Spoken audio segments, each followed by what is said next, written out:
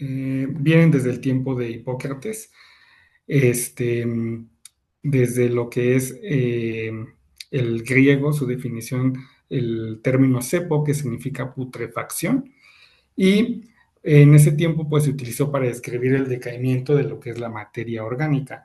Sin embargo, ya desde el antiguo Egipto, desde el año 3000 antes de Cristo, ya existían ciertas, este, pues ciertas descripciones con respecto a esta patología.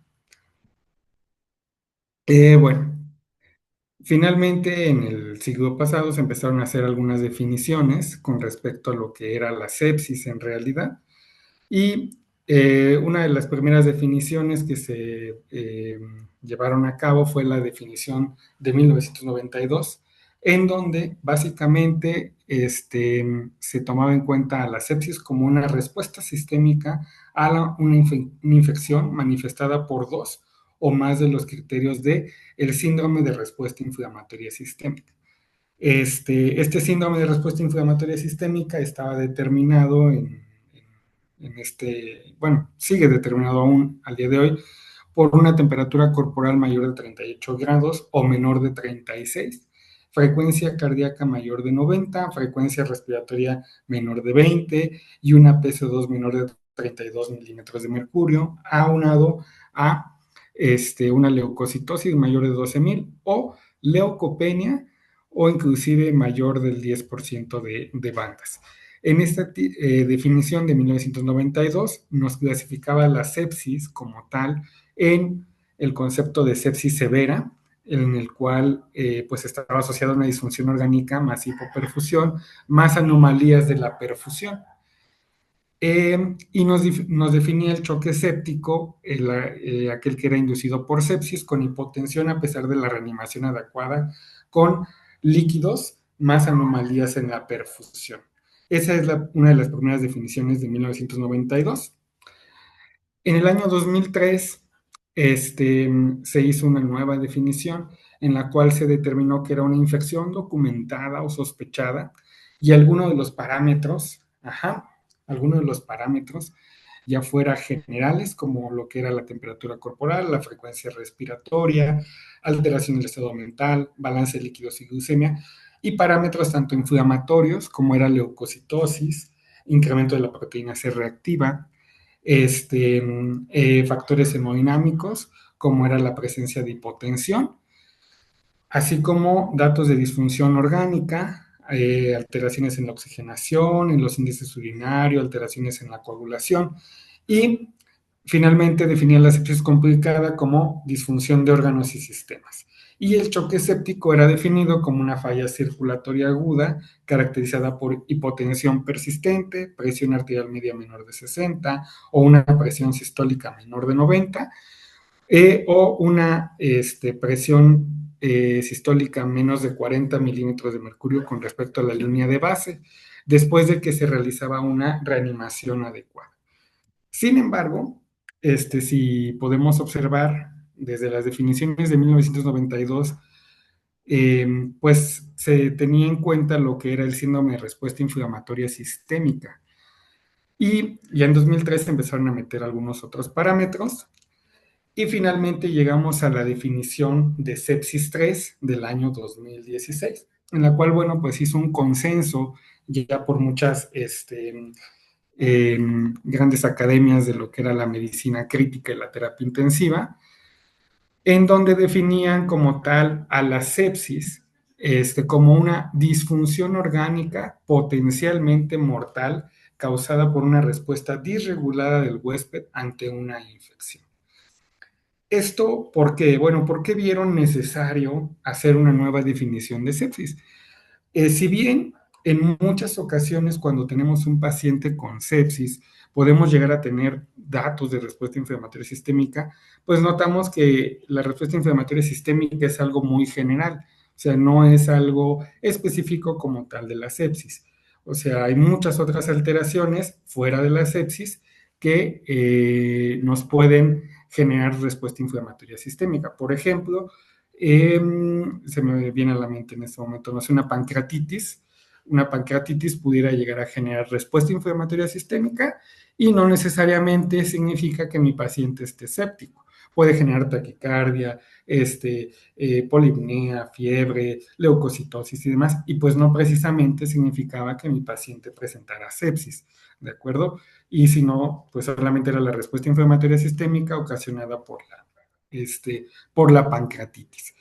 Entonces, en el año 2016, este consenso nos permite como tal ya definir específicamente a la sepsis como una disfunción orgánica. Ajá. Este grupo de expertos notó algo muy interesante y es que mencionan que la sepsis cursa con una falla multiorgánica y lo definen como un síndrome clínico, ajá, un síndrome clínico en donde hay falla de dos órganos o sistemas de órganos y generalmente esta falla multiorgánica es potencialmente reversible. Ajá. Es decir, es un paciente que una vez que resuelva el proceso infeccioso, pues esa falla multiorgánica, eh, pues sí, revierte, ¿no? Y bueno, entonces, creo que es un síndrome clínico en donde hay una disfunción, una falla multiorgánica. este, ¿Cómo lo vamos a definir? ¿Cómo vamos a determinar que existe una falla multiorgánica? Y ellos lo hicieron a través de lo que de lo que es la escala SOFA, que nos define la secuencia de falla orgánica. Ajá, es una evaluación de la secuencia de falla orgánica, en donde pues hay determinados parámetros como los que observamos aquí. Interviene lo que es la respiración, la coagulación, datos de falla hepática, falla cardiovascular, alteraciones en el sistema nervioso central y falla renal. Entonces, en esta definición de sepsis 3 nos da como tal o nos dice que un cambio en la puntuación de SOFA de al menos 2 puntos o más con respecto a la línea de base de nuestro paciente, pues ya define como tal a la sepsis. Esto es muy importante, ¿por qué? Pues porque ya teníamos o ya tenemos como tal una definición más específica y mucho más clara en donde pueda haber menos, en teoría debe de haber menos riesgo de un infradiagnóstico o un sobrediagnóstico de lo que es la sepsis. Y bueno, también en esta tercera definición de sepsis o sepsis 3 mencionan lo que es el choque séptico. El choque séptico es un subconjunto de la sepsis en el que hay anomalías circulatorias, celulares y metabólicas que son lo suficientemente profundas como para aumentar la mortalidad. Ajá. Y el choque séptico básicamente lo definían como un paciente con diagnóstico de sepsis más una hipotensión persistente que amerita de la necesidad de un vasopresor para mantener una presión arterial media mayor de 65 milímetros de mercurio con un lactato mayor a 2 milimoles por litro, a pesar de una reanimación adecuada con volumen. Entonces, esto es muy importante también tomarlo en cuenta. Recientemente, nuestra escala SOFA ha sufrido una modificación para bien, porque si alguno de ustedes en algún punto, en algún momento ha tenido que utilizar alguna calculadora de SOFA o algo así, en la calculadora mencionaba inclusive hasta eh, algún uso de vasopresor como lo era dopamina en aquel entonces, y el día de hoy pues la escala de SOFA ya se ha actualizado porque pues ya no son esos vasopresores los de elección en este tipo de pacientes. Eh, bueno, la epidemiología es bastante amplia y pues básicamente en esta tabla en esta imagen lo que yo quiero mostrarles es que las muertes por sepsis, ajá, las muertes por sepsis se incrementan, vean, de 50 hasta 65 en aquellas regiones o países que tienen un menor ingreso per cápita, ajá, que tienen un menor ingreso per cápita. Y bueno, ¿cómo estamos nosotros? Pues diríamos que estamos más o menos a la mitad, ¿de acuerdo? Estamos en un país en vías de desarrollo, pero vean prácticamente todo el norte de nuestro planeta, a mayor ingreso per cápita, pues las muertes asociadas con sepsis son menor, o bueno, el pronóstico es menor bueno, es mejor con respecto a los países de ingreso bajo. Esto es algo muy importante. Entonces, tiene relación con el ingreso per cápita y con el Producto Interno Bruto de las naciones, la resolución de la sepsis.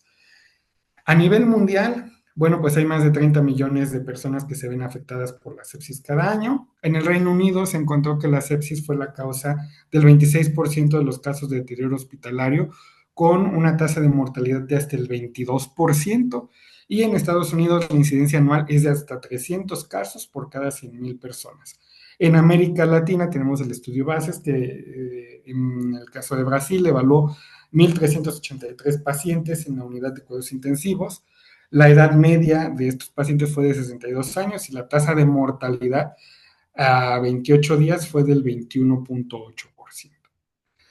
Y bueno, en nuestro país, bueno, se hizo el estudio Carrillo, el del doctor Carrillo et al, en 135 unidades de cuidados intensivos de 24 estados de la República, en donde reportaban un total de 49,957 internamientos anuales y de estos 11,183 casos de sepsis, es decir, casi el 27.3%, y la mortalidad de estos pacientes fue de aproximadamente el 30.4%.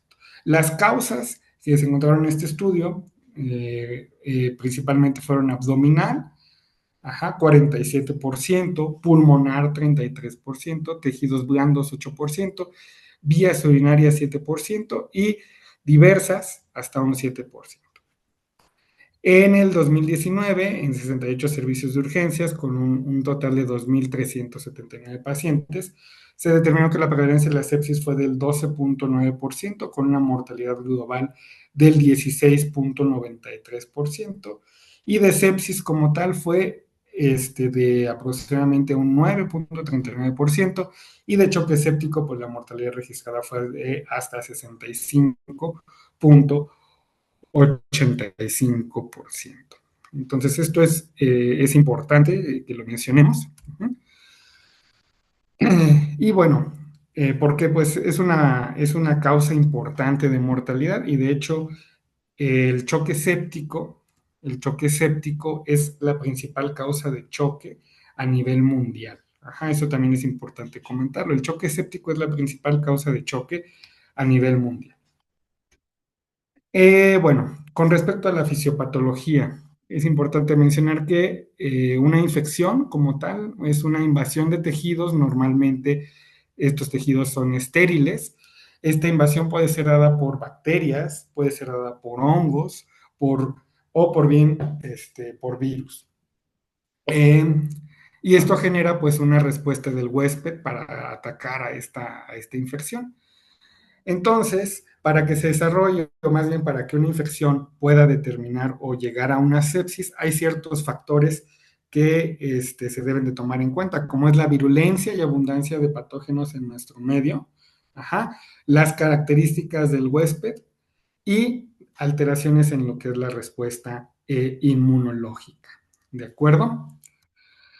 Eh, bueno, también con respecto a la fisiopatología, es importante mencionar que hay algunas alteraciones, pues muy importantes en lo que es la sepsis. Tenemos entre ellas lo que es la respuesta inflamatoria, mecanismos proinflamatorios y mecanismos antiinflamatorios, desequilibrio entre factores oxidantes y antioxidantes, receptores nucleares y depresión de ATP, activación del sistema nervioso autónomo.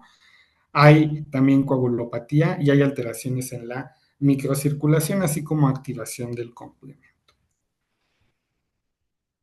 Bueno, esto porque es muy importante.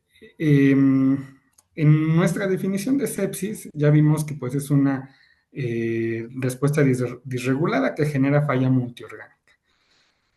A veces en los servicios de urgencias estamos muy acostumbrados nosotros a tener pacientes o a que se haga el diagnóstico de sepsis en un paciente que tiene quizás leucocitosis importante y que pues tiene un proceso infeccioso, eh, bueno, diagnosticado, ¿no? Un proceso infeccioso a cualquier nivel, pero que está diagnosticado. Entonces, es importante saber que no siempre todos los pacientes van a presentar leucocitosis. Ajá. Y no toda leucocitosis implica que un paciente esté séptico. Ya tenemos ahí la definición de sepsis 3. ¿Esto por qué se los comento? Bueno, pues porque a veces podemos llegar a tener pacientes en donde, debido a estos mecanismos proinflamatorios y antiinflamatorios, eh, pues pudieran no llegar a presentar leucocitosis, inclusive pudieran llegar a presentar leucopenia. Uh-huh. Ahorita en este momento recuerdo por ahí algún caso en la residencia de una paciente que tenía apendicitis aguda y estaba esperando valoración por cirugía, y una de las justificaciones para no entrar a quirófano por parte del servicio fue que la paciente no presentaba leucocitosis importante, como para pensar en un proceso apendicular. Y pues no, la verdad es que la paciente ya no tenía leucocitosis, tenía una leucopenia de 3.500. Ajá, tenía una leucopenia de 3.500 y pues ya tenía algunos datos de hipoperfusión, estaba chocada, estaba con lore, y pues a pesar de eso decía, no, es que no es un proceso apendicular porque no tiene leucocitosis. Entonces eso pues al día de hoy ya no puede ser nuestro único valor. ¿Por qué? Pues porque hay un mecanismo proinflamatorio en donde interfieren el factor tumoral alfa, las interleucinas, interleucina 1, interleucina 6, y que son los que nos van a dar el estado proinflamatorio. Pero a su vez, pues el cuerpo no puede estar en un estado proinflamatorio siempre va a haber este, un mecanismo compensatorio, que en este caso se da a través de lo que es el mecanismo regulador de las células T. Uh-huh. Y que van a producir ciertos factores, la interleucina 10, y otros factores inhibitorios, que pues nos van a dar una antiinflamación. Entonces, en muchas ocasiones, pudiera ser que nosotros encontremos a nuestro paciente en lo que es el CIRS, que es en la respuesta inflamatoria sistémica, y en donde pues a lo mejor nadie podría tener duda de que nuestro paciente está séptico. Ajá. Pero pudiera ser también que con el paso del tiempo, de los días, se desencadene lo que es el mecanismo antiinflamatorio, que se denomina CARS, respuesta compensatoria sistémica, que es el CARS. Ajá. Entonces recuerden, no todos los pacientes con sepsis van a tener inflamación y van a estar con leucocitosis, taquicardia y demás. Hay algunos pacientes que pues no van a estar así, inclusive estos sistemas se ven afectados ya en pacientes que incluso tienen enfermedad renal crónica, o inclusive pacientes que a lo mejor ya están en inmunosupresión, por ejemplo, que toman esteroides y demás, pues no lo vamos a encontrar como tal con un síndrome de respuesta inflamatoria sistémica, sino que pudiera ser que ya lo encontremos en el estado de modulación, en el estado antiinflamatorio. Bueno, con respecto a lo que son receptores nucleares y depresión de ATP celular, debemos de saber que hay activación de neutrófilos y macrófagos, y estos a su vez van a ocasionar un incremento de lo que son las especies reactivas de oxígeno y las especies reactivas de nitrógeno. Estas especies reactivas de oxígeno y de nitrógeno van a activar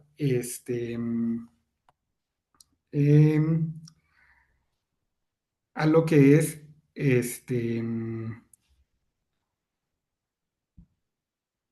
a los receptores proliferadores de peroxisomas, que son los PAR, y estos van a producir una disminución de lo que es el ATP mitocondrial y van a generar una disfunción mitocondrial. A su vez, esa disfunción mitocondrial va a producir una regulación defectuosa de la respuesta a lo que es el síndrome de respuesta inflamatoria sistémica, y va a haber una disminución de los receptores nucleares, daño de transportadores de electrones en la cadena de transporte de electrones, y esto nos va a generar una disminución del ATP y una disfunción celular, y todo esto pues nos puede llevar a lo que es la muerte celular. Bueno, con respecto a la activación del sistema nervioso simpático, es importante saber que el estímulo inflamatorio puede activar neuronas pre y postganglionares. Y esto pues nos puede llevar a lo que es la liberación de acetilcolina. La liberación de acetilcolina estimula a ciertas neuronas paravertebrales que actúan a nivel de las glándulas suprarrenales y que pueden estimular a los receptores de adrenalina y noradrenalina. Y bueno, también es muy importante mencionar que existe coagulopatía en sepsis. Ajá.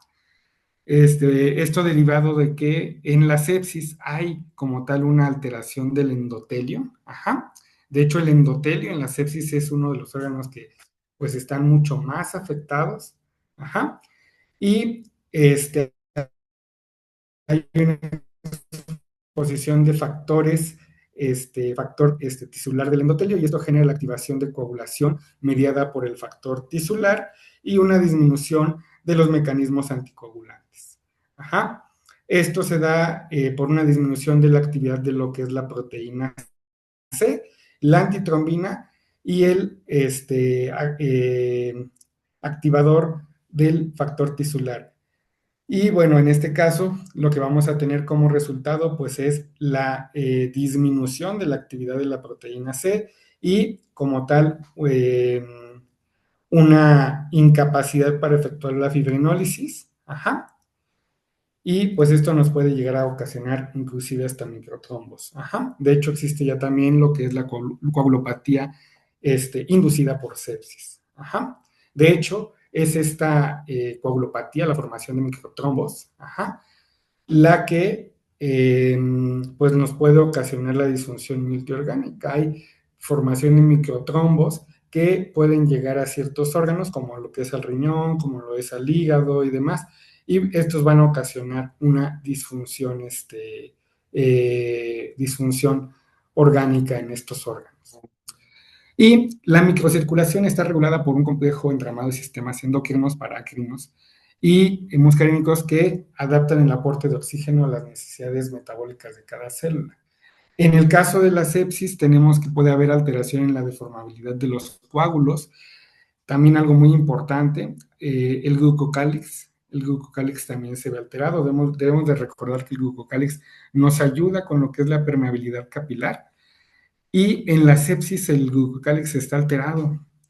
Además de eso, también es importante mencionar que a veces nosotros en los servicios, en urgencias, medicina interna y demás, con una reanimación agresiva con líquidos, también podemos llegar a alterar el glucocálix y esto incrementa la permeabilidad vascular y pues realmente lo que nosotros hacemos al administrar líquido o grandes cantidades de líquido en los pacientes con sepsis, pues es únicamente alterar más el glucocálix e incrementando la permeabilidad vascular. Entonces también debemos de saber que hay formación de microtrombos, hay adhesión de glóbulos rojos, las blancas del endotelio, hay degradación del glucocálix por leucocitos no activados y también hay una disfunción endotelial. Bueno, con respecto al diagnóstico, primero que nada, no es un diagnóstico sencillo como tal el pensar en lo que es la sepsis, pero se pudiera llegar a pensar en un paciente que presente sepsis cuando tenemos quizás fiebre mayor de 38.3, que no es un criterio único, porque a veces también pacientes pueden llegar a presentar hipotermia, temperatura menor de 36 grados, frecuencia cardíaca por encima de 90 o por encima del percentil normal para la edad, ajá, por lo menos dos líneas por encima, pacientes que quizás presentan taquipnea, alteración del estado mental y aquellos que pueden tener un edema o balance de fluidos positivo mayor de 20 mililitros por kilo en 24 horas. También hiperglicemia, algunos pacientes pueden hacer hiperglicemia aún en ausencia de diabetes. Uh-huh. Y también podemos tener parámetros inflamatorios, ajá, parámetros inflamatorios. Por ejemplo, leucocitosis por encima de 12.000, leucopenia por debajo de 4.000, recuento de glóbulos blancos normal con más del 10% de formas inmaduras, es decir, más del 10% de bandas, el PCR en plasma, ajá, y la procalcitonina son algunos, pues, sí, factores bioquímicos que nos pueden ayudar o contribuir con el diagnóstico. Sin embargo, es importante mencionar que pues la PCR, pues en pacientes que tienen inflamación puede estar elevada y no necesariamente implica sepsis. Y la procalcitonina también puede estar un poco elevada, pero no es como tal un parámetro al 100% verídico. Por sí solo, ninguno de estos es un diagnóstico. Debemos de saber que los criterios como tal son que mi paciente tenga disfunción multiorgánica y estos son factores que nos ayudan a identificar a un paciente con sepsis. Y también es importante mencionar que siempre debemos de tener pues sí, un foco infeccioso identificado. Ajá.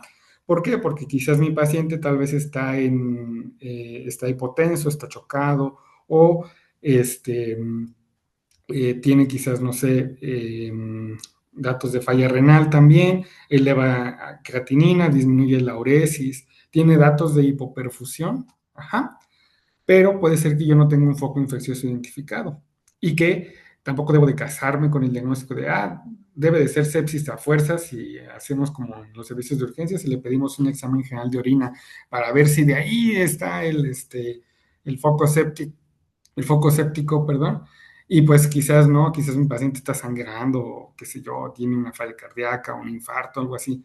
Entonces, eso es algo muy importante.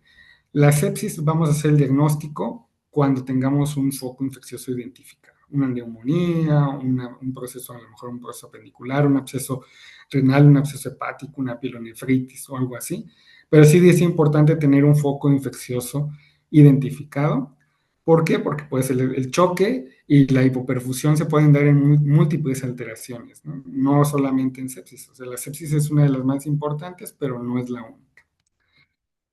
Eh, Parámetros hemodinámicos, hipotensión arterial, una presión arterial sistólica menor de 90 o una presión arterial media menor de 70 o disminución de la presión arterial sistólica por encima de 40 milímetros de mercurio en adultos. Esto sobre todo en pacientes que quizás ya tenían antecedente de hipertensión. Ajá. Saturación venosa de oxígeno menor del 70%, pero estos son parámetros pues ya tomados de catéter central y no son los únicos. De hecho, como tal, ya al día de hoy hacer talleres de gases venosos, pues tampoco es de lo más correcto. Y un índice cardíaco mayor de 3.5 litros por minuto. Ajá. Y sobre todo que mi paciente tenga parámetros de disfunción multiorgánica. Ajá, es un paciente que tiene un proceso infeccioso documentado, una infección de vías urinarias, una neumonía, un absceso renal, una apendicitis, un pie diabético. O sea, debemos de tener un proceso infeccioso identificado, un foco identificado. Ajá. Y alguno de estos parámetros, disfunción multiorgánica. La hipoxemia arterial, ajá, sería tomar nosotros una gasometría y sacar un índice de Kirby o una PAFI y obtener menos de 300 de PAFI. Y también hay variaciones de acuerdo a si mi paciente está bajo ventilación mecánica o no. Oliguria aguda, un gasto urinario, perdón, menor de 0.05 mililitros por kilo por hora o menos de 45, por lo menos en 2 horas. Una creatinina mayor de 0.5 miligramos sobre decilitro sobre la línea de base de mi paciente. Eso también es muy, muy importante. INR de 1 a 5 o un TTP mayor de 60 en paciente presente ilio o que tenga, esto igual es muy importante, trombocitopenia o elevación de bilirrubinas, ¿de acuerdo? En la elevación de bilirrubinas, este parámetro ahorita hay que mencionar que Un paciente que ya tiene falla hepática por sepsis, de hecho, el pronóstico es mucho más sombrío, es mucho más sombrío que en un paciente, normal, ¿de acuerdo? La hiperbilirrubinemia. Y parámetros de perfusión tisular, la hiperlactatemia, ajá, un lactato mayor a 3 milimol por litro, y algo muy importante, el llenado capilar. Recientemente acaba de salir el Andrómeda Shock Trial, en donde mencionamos lo que es el llenado capilar como un parámetro de perfusión. A veces en los pacientes o en los servicios de urgencias queremos obtener muchos parámetros bioquímicos y nos olvidamos de la parte clínica. Los pacientes que tienen sepsis o que tienen un estado de choque séptico, debemos de evaluar parámetros de perfusión clínica. Entre los parámetros de perfusión clínica, lo que es el llenado capilar, mayor de 2 segundos, y disminución de los índices urinarios, ¿de acuerdo? Pacientes que tengan disminución de índices urinarios también están en un estado de hipoperfusión. Y también es importante el estado mental. A veces eh, queremos esperar a ver un paciente con un estado de choque, pues con alteración del estado mental aguda, eh, pero realmente no es lo ideal. Lo ideal es evaluar primero que nada parámetros como lo es la perfusión tisular y los índices urinarios, porque debemos de recordar que de los primeros órganos que se sacrifican en un paciente que está en estado de choque es principalmente la ventana tegumentaria y los índices urinarios. Uh-huh. Eh, ¿Esto por qué se los comento? Porque a veces la alteración del estado mental, eso ya es un dato de mucho mayor severidad. Un paciente en estado de choque para que llegue a presentar alteración del estado mental, que sí los hay, sí lo hemos visto, pero seguramente ya está en un choque severo. ¿De acuerdo? Entonces, lo primero que nada, lo primero que debemos de evaluarse es perfusión, llenado capilar e índices urinarios. ¿De acuerdo? Llenado capilar e índices urinarios. Y bueno, con respecto a lo que es la escala de SOFA, ajá, eh, esta escala de SOFA es todavía la anterior, ajá, en donde mencionábamos lo que es algunos parámetros de perfusión, como era la dopamina, que al día de hoy esto ha sido modificado ya, ya no es dopamina, es norepinefrina, ajá. Y quiero que vean todos los parámetros que mido, o sea, una alteración en lo que es el sistema respiratorio con lo que es la PAFI, ajá, o el índice de Kirby, ajá, menciona igual con soporte ventilatorio, las plaquetas, alteraciones plaquetarias menores a 150,000, ajá, elevación de las bilirrubinas y a nivel cardiovascular o a nivel hemodinámico, lo que es la presión arterial media y los vasopresores que ya estamos utilizando. Eh, Perdón, a nivel de lo que es el sistema nervioso central, pues lo seguimos evaluando con la escala de coma de Glasgow, por lo menos en esta escala de SOFA. Ajá. Y a nivel urinario, podemos evaluar la disfunción multiorgánica, ya sea a través de la elevación de la creatinina o de los índices urinarios. Algo importante aquí que debo de mencionar con lo que es la disfunción renal, lo primero que debemos de evaluar en un paciente con sepsis son los índices urinarios. ¿Por qué? Porque la elevación de la creatinina en un paciente en el que ya está hipoperfundido puede tardar, no, no es inmediato, no esperemos que, sí, está ya con sepsis o está con estado de choque y voy a observar elevación de creatinina inmediata, no. Lo primero que debemos de hacer es evaluar los índices urinarios antes que la elevación de creatinina, ya que la elevación de creatinina puede tardar hasta 24 o 48 horas en que yo pueda observar una elevación de la creatinina. Ajá. Entonces, a veces los pacientes que hacen disfunción renal, eh, pues realmente ellos ya venían con una disfunción renal previa de hasta el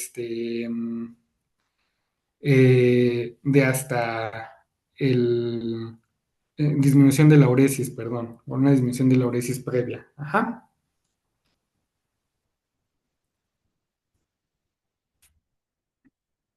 Bueno, algo importante, la evaluación de la secuencia, de la secuencia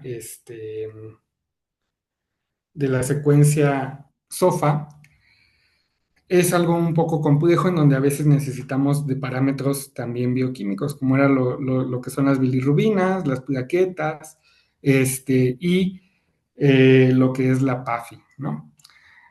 Entonces, se diseñaron diversas escalas para tratar de llegar a un diagnóstico mucho más rápido de lo que era la sepsis. Y una de las primeras, pues, fue la escala de Quick-SOFA, ajá, en donde se evaluaba únicamente tres parámetros que eran la frecuencia respiratoria, la alteración del sensorio y la presión arterial sistólica. Sin embargo, al día de hoy, en lo que son las actualizaciones del Surviving Sepsis, que, bueno, es importante mencionarlo, no lo mencionan que se utilicen estas escalas de forma única, es decir, solamente porque tiene Quicksofa, pues realmente con un punto o dos puntos de Quicksofa no me está diciendo pues nada en realidad, ¿no? Estas escalas se hicieron principalmente para la evaluación desde que mi paciente llegaba al área de triage y pensar que mi paciente pudiera tener sepsis, y si tengo un punto de estos, pues ya me da cierta posibilidad diagnóstica. Sin embargo, es importante mencionar que pues realmente no es al 100% específica, y al día de hoy no se recomienda utilizar solamente de forma única la escala de Quick-SOFA, pero sí existen ciertas alteraciones que nos incrementan el riesgo, como por ejemplo ahorita tenemos aquí también la escala NICE, que nos estratifica el riesgo de sepsis de acuerdo a alteraciones en el estado mental, la frecuencia cardíaca, la frecuencia respiratoria, presión arterial sistólica, gasto urinario y la apariencia que tiene nuestro paciente, ¿no? Y también tenemos pues lo que es la escala News, ajá, que nos ayuda a determinar precozmente la gravedad de nuestro paciente y mide igual algunas alteraciones como la frecuencia respiratoria, la saturación de oxígeno, ese paciente tiene oxígeno suplementario o no, la tensión arterial, frecuencia cardíaca, o si se encuentra con alteraciones del nivel de conciencia y alteraciones en la temperatura corporal también. Uh-huh. Y lo que es la escala News 2, clasificación de News, ajá, que nos determina el riesgo clínico de acuerdo al puntaje que puede tener mi paciente. Ajá. Este, y algo igual muy importante, el algoritmo diagnóstico. Mi paciente tiene alteración de dos o más de los siguientes signos de Quick-SOFA, y tengo yo la presencia de un foco infeccioso identificado. Ajá. Al día de hoy todavía no existe a nivel institucional un código tan específico o tan bueno como sí lo hay en código infarto, o como sí lo hay en código ictus y demás.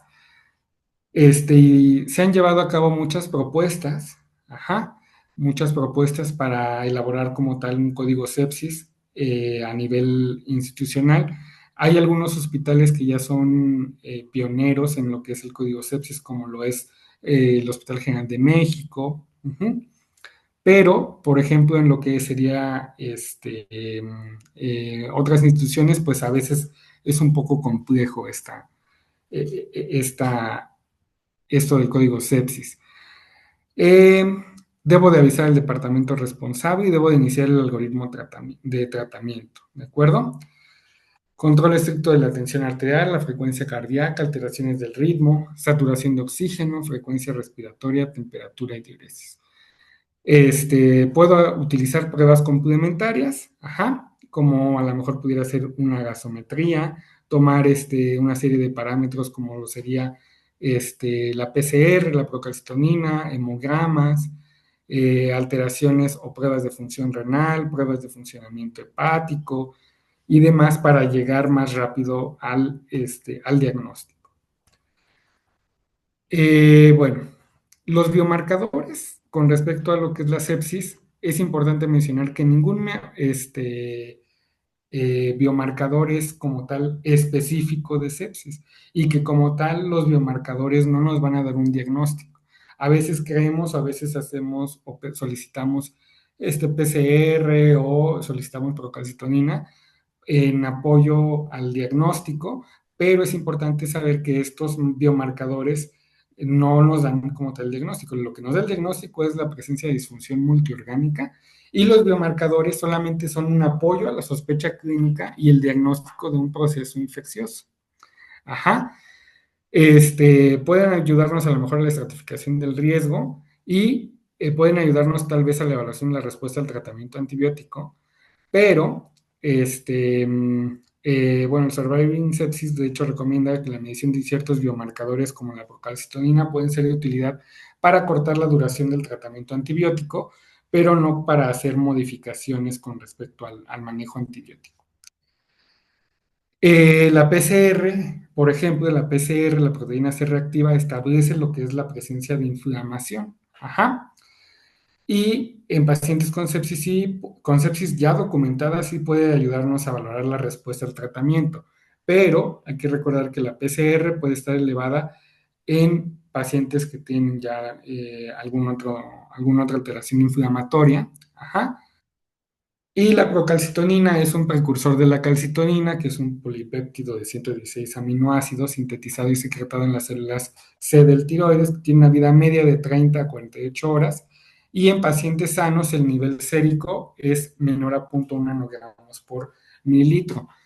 Es un marcador un poco más específico que la PCR para el diagnóstico de una infección bacteriana. Esto es importante también porque la PCR, la procalcitonina puede no estar elevada quizás en pacientes que tengan una sepsis de origen fúngica, ajá, por ejemplo, o alguna otra alteración. Lo más común en nuestro medio sí es que la sepsis sea de etiología bacteriana, pero hay pacientes que pueden estar altamente complicados y debemos de recordar que una infección pues puede ser ya sea por bacterias, virus o bien por hongos, y pues esos biomarcadores pueden encontrarse no alterados en este tipo de pacientes. Bueno, con respecto al manejo, algo importante es siempre tener el reconocimiento rápido y el tratamiento de lo que es un paciente con sepsis. Y esto lo vamos a hacer a través de la historia clínica del paciente, las alteraciones que yo encuentro en la exploración física y mis resultados de laboratorio. Y podemos hacer un diagnóstico empírico temprano, pero siempre debemos de tener nuestras reservas. ¿Por qué? Porque muchas veces en los servicios de urgencias tendemos a quizás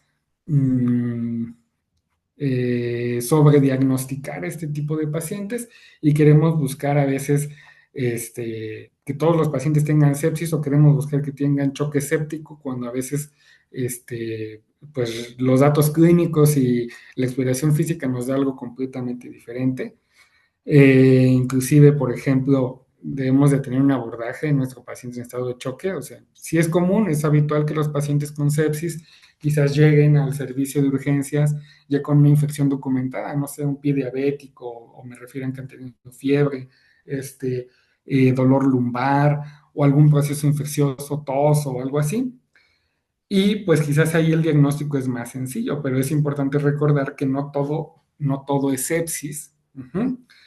En este momento recuerdo alguna vez en algún lugar una paciente que estaba hipotensa, estaba ya con norepinefrina, estaba elevándose las aminas y pues la paciente estaba con el diagnóstico de sepsis de partida urinaria, ajá, por un examen general de orina que pues meramente no estaba, pues, o sea, sí tenía algunas alteraciones, no estaba patológico, pero eh, pues ya el reinterrogatorio y demás, la paciente pues no tenía leucocitosis y pues alguien podría decir, algún urgenciólogo me podría decir, bueno, pero es que recuerda que pues la sepsis no siempre tiene leucocitosis. Es correcto, puede ser, no siempre cursan con leucocitosis, sobre todo pacientes adultos mayores con alguna enfermedad o con uso de corticosteroides, pues pudiera ser el caso. Y al final resultó que pues la paciente lo que tuvo fue dolor torácico, dolor torácico unos días previos, y resultó que al final, ya con todos los estudios, toda nuestra gama de estudios que le hicimos en ese paciente, pues resultó que tenía más bien un infarto, ¿no? Y estaba chocada y hipotensa por un infarto previo. Entonces debemos de tener cuidado, no todos los pacientes hipotensos tienen sepsis y no todos los pacientes con sepsis se presentan de la misma manera, ¿de acuerdo? Debemos de también tomar en cuenta algunos otros factores y sobre todo lo que es la parte clínica, la historia clínica del paciente, que a lo mejor se haya tenido datos de un proceso infeccioso y cómo lo encontramos en la exploración física.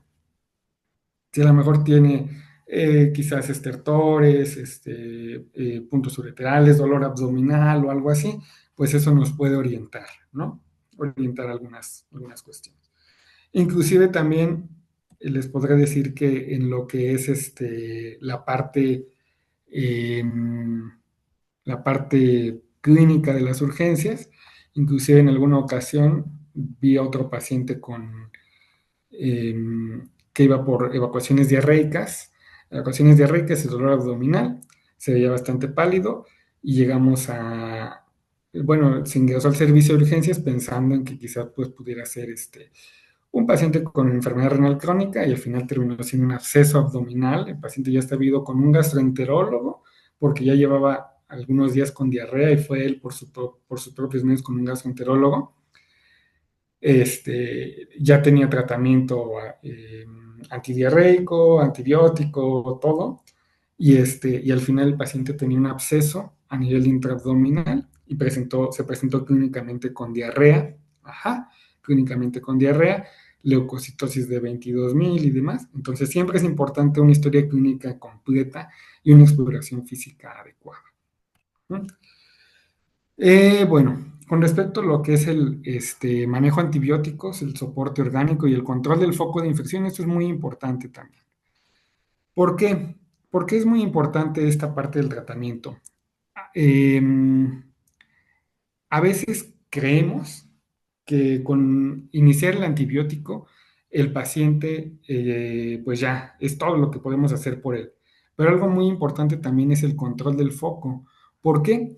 Porque si yo tengo un paciente que quizás tiene pie diabético y ya tiene presencia de gas y todo eso, pues el control del foco está en el tratamiento quirúrgico, a lo mejor hacer una debridación o a lo mejor hacer inclusive hasta una amputación. Este, los quirúrgicos me podrán decir qué recomendaciones tienen para cada caso específico, pero la parte importante del manejo de las crisis es el control del foco. ¿Por qué? Porque si mi paciente tiene una sepsis de tejidos blandos, por ejemplo, un pie diabético, y yo no le hago nada a ese pie diabético y solamente lo dejo con antibiótico, pues pudiera ser que no esté controlando el foco y mi paciente pues va a empeorar y se deteriora hasta cierto punto en donde ya ningún quirúrgico lo quiere meter, ¿no? O igual un proceso apendicular o un absceso renal o algo así. Algo muy importante es el control del foco. Ajá. Control del foco para el tratamiento de la sepsis, porque los antibióticos sí nos ayudan, por supuesto, pero no son mágicos los antibióticos. Entonces, importante, al ingreso del paciente, ¿qué debemos de hacer en un paciente en el cual sospechamos que pueda tener sepsis? Tomar laboratorios es algo muy importante para descartar que tenga presencia de falla orgánica, policultivar a mi paciente, tomar hemocultivos y otros de acuerdo a la sospecha del foco. Ajá, si yo pienso que mi paciente tiene una neumonía, pues quizás tomar cultivos de expectoración o si mi paciente sospecho que puede ser una infección de vías urinarias, pues igual tomar un cultivo. Debo de hacer un monitoreo adecuado de parámetros fisiológicos de perfusión, como es la uresis, proporcionar oxígeno suplementario si mi paciente está hipoxémico, eh, un manejo hídrico guiado por metas, un manejo hídrico guiado por metas y una antibiótico-terapia temprana. Al manejo hídrico guiado por metas, debo de comentar que el el Surviving Sepsis, inclusive mencionaba hasta 30 mililitros por kilo, pero eso es algo que debo yo de individualizar y debería yo de evaluar de acuerdo a las metas de perfusión y metas de uresis con respecto a mi paciente. ¿Por qué? Porque hay que tomar en cuenta muchos factores, por ejemplo, pacientes que a lo mejor puedan ser adultos mayores o que tengan ya antecedentes de falla cardíaca, por ejemplo, pues quizás una reanimación agresiva de a 30 minutos por kilo de peso, pues solamente va a empeorar a mi paciente. Uh-huh. Y algo igual muy importante en el paciente que tiene sepsis y choque séptico es que ellos tienen a veces una hipovolemia relativa. Recordemos que hay alteraciones en la permeabilidad capilar y hay vasodilatación. Entonces, a veces esa vasodilatación puede ocasionar una hipovolemia relativa. Entonces, por eso el surviving sepsis y en algunos otros artículos se menciona iniciar una reanimación con líquidos, pero siempre debemos de tomar en cuenta que esto no es para todos los pacientes y que si tomamos en cuenta la fisiopatología de la sepsis y del choque séptico, en donde hay una vasodilatación guiada por óxido nítrico, una disfunción en la permeabilidad capilar y una alteración del endotelio, lo ideal es iniciar también, o bueno, más bien iniciar primero con aminas vasoactivas, ajá, antes que encharcar a mi paciente con líquidos. Y algo igual muy importante, siempre es bueno cultivar antes de iniciar el antibiótico. Sin embargo, la toma del cultivo no debe de retrasar el inicio del antimicrobiano. Ajá. Lo ideal es que en cada unidad hospitalaria en donde yo me encuentre tenga yo la posibilidad de cultivar a mi paciente, policultivarlo. Eh, a veces en algunas instituciones esto no es posible, pero si yo no puedo cultivar a mi paciente, yo no debo de retrasar el inicio del antimicrobiano, porque pues eso merma bastante el pronóstico de mi paciente. Por cada hora que yo no inicie el tratamiento, debemos recordar, incrementamos hasta un 8% de la mortalidad de los pacientes con sepsis. Entonces eso es muy importante. Si yo no tengo la posibilidad de tomar un cultivo en el momento, no debo de retrasar el inicio del antibiótico, pero si yo puedo tomar el cultivo, ajá, si yo puedo tomar el cultivo antes del inicio del antibiótico, pues es mejor. Entonces, algo muy importante. En las primeras 3 horas, la recomendación para el manejo antibiótico es que en el paciente con sepsis, ajá, en el paciente con sepsis, yo inicie el manejo antibiótico en las primeras 3 horas. En el paciente que presenta choque séptico, ajá, en el paciente que presenta choque séptico, yo debo de iniciar el manejo antibiótico en la primera hora. Entonces, si mi paciente tiene sepsis, yo tengo un foco infeccioso, tengo falla multiorgánica y demás, debo de iniciar el antibiótico en las primeras 3 horas de preferencia y ese lapso pues me permite inclusive hasta tal vez solicitar cultivos para previo al inicio del antibiótico o en el paciente con choque séptico debo de iniciar el antibiótico en la primera hora. Entonces esto es muy importante. Ajá, esto es muy importante, el manejo antibiótico, porque es lo que va a iniciar a atacar la infección. Y también el control del foco. Ajá, si mi paciente tiene una sepsis por un absceso apendicular, por ejemplo, o un absceso intraabdominal, pues es el control del foco, hay que pasarlo a quirófano también, porque el pronóstico no va a mejorar. Los antibióticos tampoco son mágicos. Los biomarcadores. Bueno, en pacientes en los cuales sospechamos de sepsis o choque séptico, se sugiere iniciar utilizando lo que es la procalcitonina para la evaluación y para la decisión de cuándo iniciar los antimicrobianos comparado con la evaluación clínica sola. Ajá. Y eh, bueno, esta tabla es del Surviving Sepsis, ajá, en el cual pues yo debo de evaluar a mi paciente y debo de definir, mi paciente tiene una sepsis ya definida o sepsis probable, si tiene choque presente, ajá, o tiene choque ausente, debo iniciar la terapia antimicrobiana de inmediato, idealmente en la primera hora del reconocimiento. Ujú.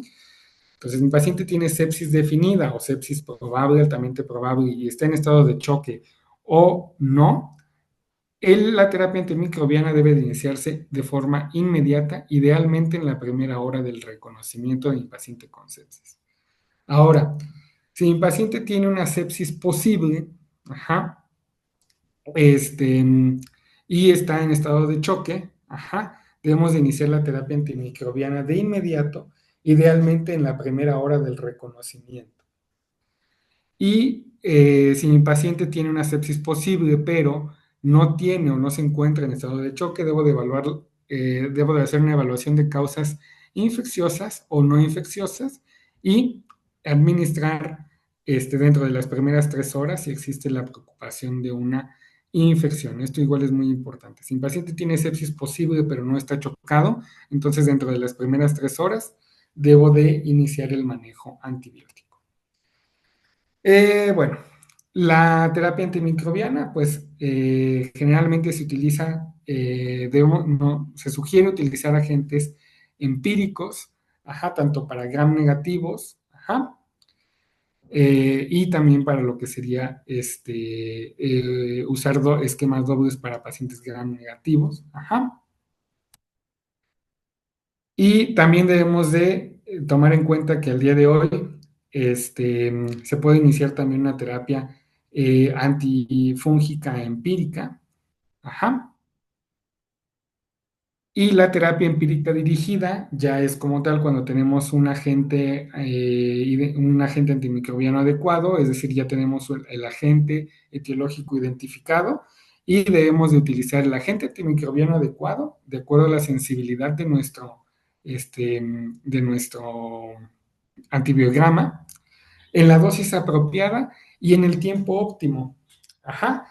Y algo igual muy importante también es que este antibiótico que utilicemos debe tener la penetrancia apropiada en el sitio infectado, ajá, porque a veces queremos utilizar antibióticos de muy amplio espectro para sitios en donde realmente pues la penetrancia de dicho antibiótico no es la ideal. Entonces eso es muy importante. Debemos de evaluar también que tenga la penetrancia apropiada en el sitio infectado.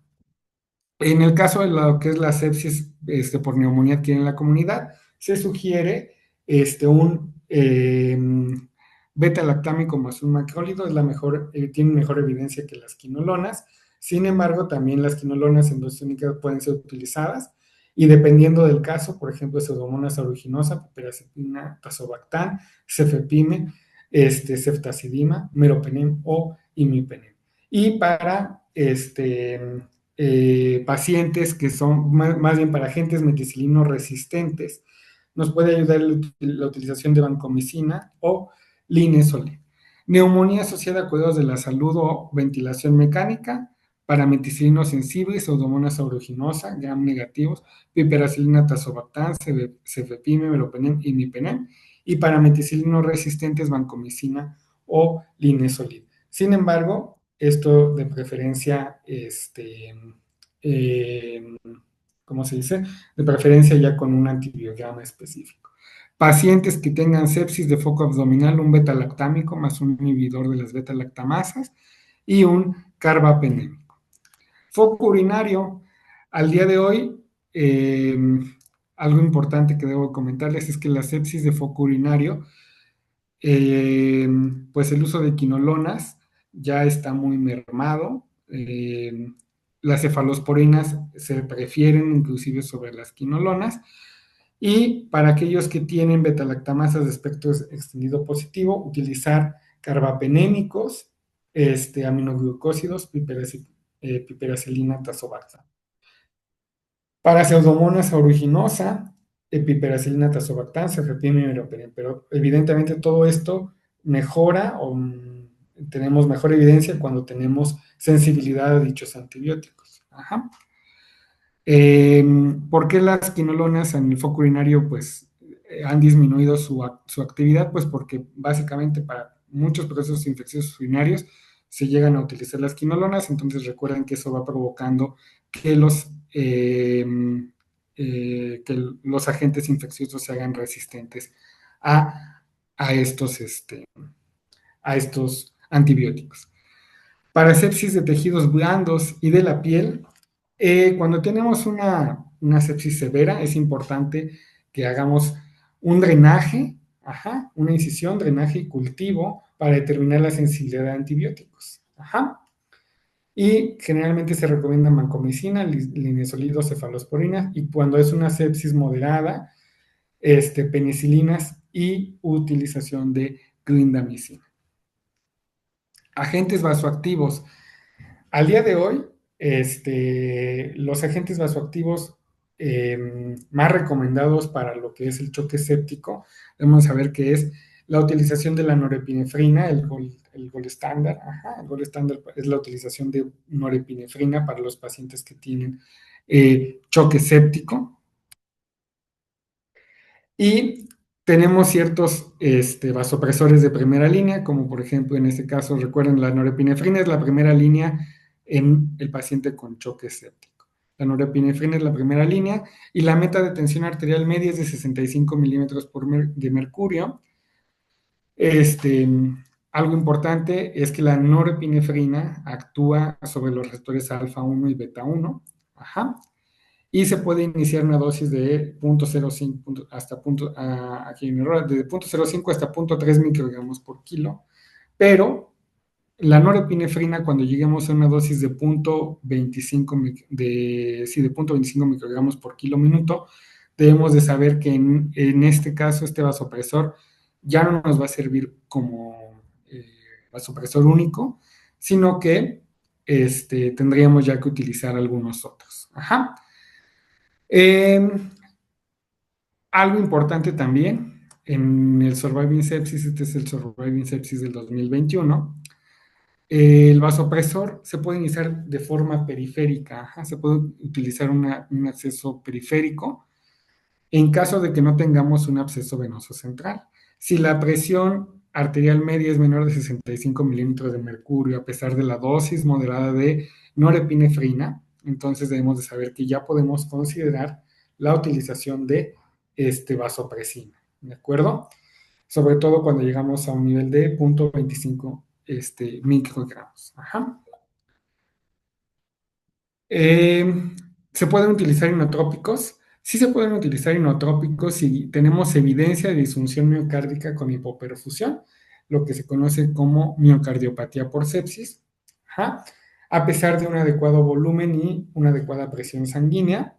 Y el inotrópico que se podría utilizar en estos casos sería dobutamina, pero hay que reservar este manejo para aquellos pacientes en donde sí tenemos evidencia de que mi paciente ya está haciendo tal vez una cardiomiopatía por sepsis o que tiene disfunción miocárdica secundario a la hipoperfusión, perdón, por sepsis. Los corticosteroides se utilizan en pacientes que tienen inestabilidad hemodinámica a pesar del manejo con fluidoterapia y vasopresores. Y la primera elección para la utilización de corticosteroides en sepsis es la hidrocortisona a una dosis de 200 miligramos, de 200 miligramos por día. Hemoderivados. Eh, Al día de hoy, pues realmente es raro ver que un paciente con sepsis ocupe hemoderivados. Debemos de saber que sí podemos utilizar hemoderivados, sobre todo cuando hay datos de anemia, una hemoglobina menor de 7 gramos por decilitro, ajá, o pacientes que tienen una trombocitopenia menor a 10,000 sin hemorragia o menor a 20,000 plaquetas, aún con hemorragia. Y también igual transfusión de plaquetas en aquellos pacientes que tienen menos de 50,000 plaquetas y van a ser sometidos a algún procedimiento quirúrgico o, o a procedimientos invasivos. Uh-huh. Entonces debemos de recordar, muy, muy importante, en los pacientes con choque séptico, el uso de vasopresores de primera línea, norepinefrina, y cuando la norepinefrina ya no es suficiente, utilizar entonces vasopresina cuando llegamos a cierto nivel. Los inotrópicos solamente cuando hay evidencia de que el paciente tiene disfunción miocárdica o como tal ya miocardiopatía por sepsis. Los corticosteroides en aquellos pacientes que, a pesar del manejo hemodinámico, y de los vasopresores persisten con hipotensión o siguen con datos de inestabilidad hemodinámica. Debemos recordar también que en muchas ocasiones los pacientes cursan este, con un síndrome que se llama CIRSI, y el CIRSI puede llegar a producir disfunción suprarrenal, y mi paciente pues va a seguir con dosis altas de vasopresores y demás porque ya está en un nivel de disfunción suprarrenal.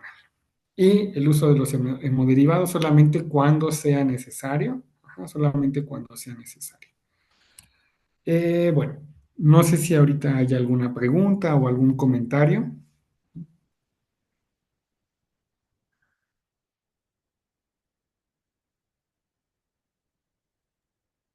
Muchas gracias por su ponencia, doctor. Ya saben que si tienen dudas o comentarios pueden levantar la mano para Ujú. así ver. Creo que hay una pregunta en los comentarios, doctor. ¿En cuánto tiempo suele responder un paciente con infección grave al iniciar la antibiótico-terapia adecuada? Eh, bueno, es importante evaluar siempre a nuestro paciente, y siempre yo lo que les recomiendo es una evaluación en 24 a 48 horas, una evaluación en 24 a 48 horas a la respuesta del antibiótico, eh, antes de hacer alguna modificación al antibiótico. A veces tendemos a ser muy agresivos en muchas ocasiones, eh, tendemos a ser bastante agresivos y queremos, el paciente apenas inició el antibiótico el día de hoy y queremos cambiarlo ya porque, es que sigue bien chocado, sigue hipotenso. Debemos de tener cuidado. este, es importante evaluarlo en 24 a 48 horas, la respuesta al antibiótico, y generalmente en muchas ocasiones si tomamos un hemocultivo podemos nosotros ya obtener en un lapso de 48 horas algún dato preliminar que nos ayude a la modificación del antibiótico. ¿Esto por qué? Porque a veces queremos cambiar antibiótico y queremos iniciar el antibiótico el más potente, y no me van a dejar mentir, queremos iniciarle mero, luego, luego, ya, de una vez, iniciale mero, cuando a veces no tenemos ni siquiera el agente identificado y no tenemos este, la sensibilidad a determinado antibiótico. Entonces yo les recomendaría primero que nada evaluar en 24 a 48 horas y hacer modificaciones siempre guiadas por hemocultivos, no solamente por el manejo empírico, sino guiadas por hemocultivos. Ajá, eso sería lo más ideal en un paciente con sepsis. Ajá. O bueno, para que mi paciente tenga una mejor respuesta al tratamiento. Eh, Igual si alguien tiene más preguntas también puede dejarla en los comentarios. A ver, déjenme ver, estoy viendo algunas preguntas. Mm, ajá.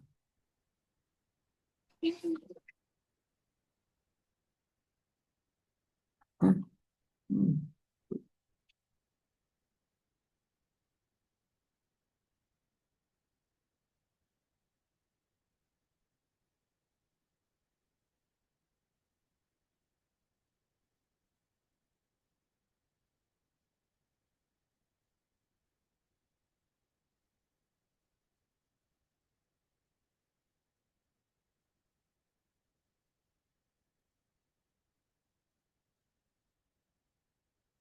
¿Nadie más tiene alguna pregunta para el doctor?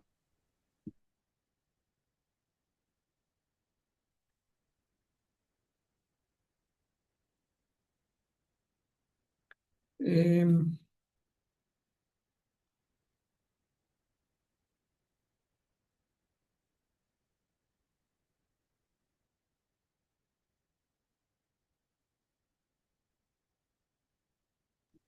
Creo que no hay más preguntas, doctor. No nos ok. queda más que agradecerle por tan Ah, valiosa bu- ponencia, de verdad. Muchas gracias por aportar un cachito a este club. Estamos muy agradecidos con usted. Su constancia de ponente se la haremos llegar a través de este correo, bueno, del correo que nos proporcionó, perdón. Y por favor a todos los asistentes, favor de escribir su nombre en el chat, ya que de esta manera corroboraremos su asistencia y se les enviarán sus constancias. Creo que sí hay una pregunta. Ahorita, bueno, llegó aquí al chat. Dice, ¿cuáles son las enfermedades que más comúnmente terminan en sepsis?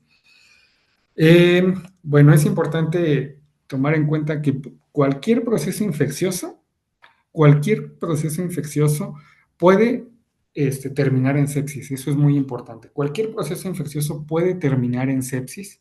Ajá, ya sea desde un proceso neumónico, una sepsis bueno, más bien un proceso abdominal, una apendicitis, una pielonefritis, un pie diabético, múltiples alteraciones pueden terminar en sepsis, ¿de acuerdo? Múltiples procesos infecciosos pueden terminar en sepsis.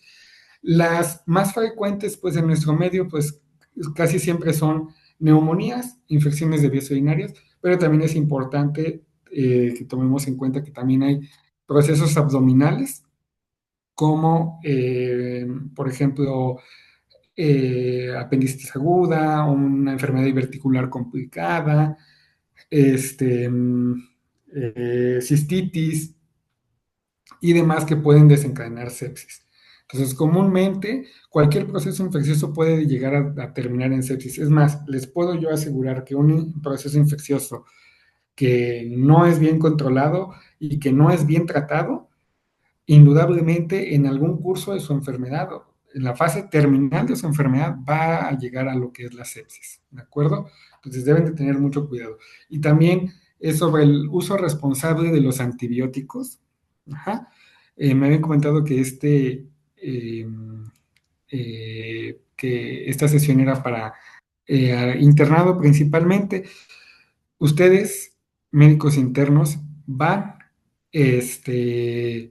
a terminar en una unidad de centro de salud próximamente cuando sean pasantes de medicina y, eh, y pues deben de saber que el uso indiscriminado de antibióticos que tenemos al día de hoy hace que cada vez sea más difícil tratar la sepsis y que la sepsis sea una causa importante de morbilidad porque hemos generado mucha resistencia bacteriana.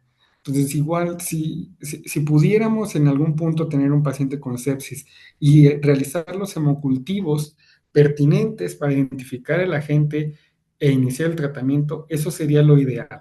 Eso sería lo ideal porque pudiera ser que el antibiótico que tenemos de primera elección o que nos dice inclusive hasta la guía que ustedes quieran, puede ser que no sea el específico para la gente que estamos viendo. Y de hecho, deben de saber que cada hospital este, cada hospital debe de tener un comité de uso de antibióticos, en donde de preferencia a los pacientes se les tomen los cultivos pertinentes y se determine a nivel hospitalario cuáles son las resistencias más importantes a antibióticos, para que se haga una guía de manejo antibiótico intrahospitalaria. Eso también es muy importante, es lo ideal, que cada hospital tenga una guía de manejo antibiótico intrahospitalaria de acuerdo a las resistencias locales a los antibióticos, porque no es lo mismo la población que quizás está aquí en donde yo me encuentro, ha tenido tal vez una exposición distinta a los antibióticos que en alguna otra región. Entonces, eso es muy importante. Y también, aquí hay, a ver, déjenme ver. Hay otra pregunta también es, ¿cuáles son las indicaciones para suministrar corticosteroides en pacientes que se encuentran hemodinámicamente inestables a pesar del uso de vasopresor periférico y una reanimación adecuada? Es decir, es un paciente que ya tiene, el cual ya hicimos una reanimación guiada por metas, bueno, no respondió o respondió parcialmente, iniciamos un vasopresor de primera línea como es la norepinefrina, llegamos a niveles de norepinefrina de 0.25 y el paciente persiste hipotenso, ya estamos con vasopresina, entonces los corticosteroides ahí en ese punto nos pueden ayudar. Ujú.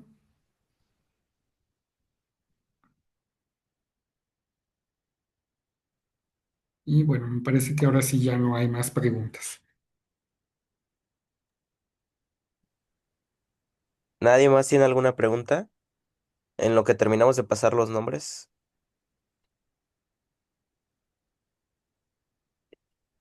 Eh, Hay una Ah, pregunta más, doctor. dice, dice, ¿qué tendríamos que hacer si hay resistencia a catecolaminas? Supongo que se refiere a norepinefrina. Eh, Supongo que se refiere más bien a cuando la norepinefrina ya no nos es eh, ya no nos permite una adecuada perfusión. Supongo que se refiere principalmente a eso. Pues sería utilizar vasopresina, ajá, utilizar vasopresina cuando la norepinefrina ya está en punto 25 y ya no tenemos adecuados parámetros de perfusión, ya no nos es suficiente con la dosis que tenemos, que generalmente es en punto 25 microgramos por kilo minuto, pues se tiene que añadir vasopresina. De hecho, la vasopresina también nos ayuda a disminuir las dosis que estamos utilizando de norepinefrina y nos ayuda a mejorar la perfusión y pues el esteroide. Y algo igual muy importante también, evidentemente lo que nosotros buscamos es no llegar hasta ese punto, pero también podemos utilizar el azul de metileno, ajá, que sería como una opción, pues eh, prácticamente heroica, ajá, utilizar el azul de metileno que ayuda eh, bastante en lo que es en lo que es la sepsis, ajá. Pero pues eso ya sería una medida, pues sí, prácticamente heroica, y es decir, ya nos encontramos en una fase en donde ya mi paciente tiene vasopresores altísimos, tiene corticosteroides y demás. El azul de metileno nos puede ayudar. Ajá.